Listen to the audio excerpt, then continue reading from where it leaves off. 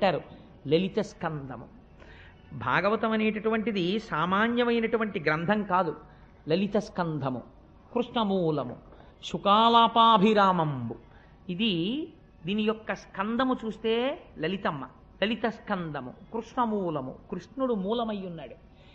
ఒక చెట్టు బాగా పెరగాలంటే మీరు చెట్టు కొమ్మలకి నీళ్లు పోయారు కదా, చెట్టు మొదట్లో నీళ్లు పోస్తారు, పోస్తే చెట్టు బాగా పెరుగుతుంది.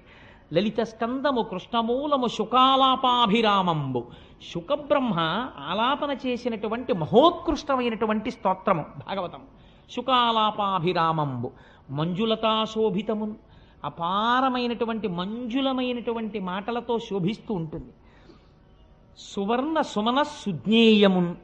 ఈ భాగవతం ఎవరు చదువుతున్నారో అటువంటి వాళ్ళకందరికీ కూడా మంచి మనస్సుతో విన్న వాళ్ళకి అర్థమయ్యేటటువంటి స్వరూపము కలిగినటువంటిది. ఇది ఈ పుడమి మీదకి వచ్చి నిలబడినటువంటి కల్పతరువు. అంటే భాగవతం అనేటటువంటిది వేరొకటి కాదు, సాక్షాత్తుగా కల్పవృక్షం ఉన్నట్టే.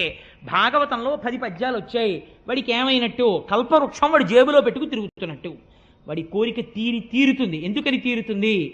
గొప్ప గొప్ప ప్రయోగాలన్నింటినీ పద్యాలుగా తీసుకొచ్చి పెట్టేశారు. వాడి కోరిక ఎందుకు తీరదు?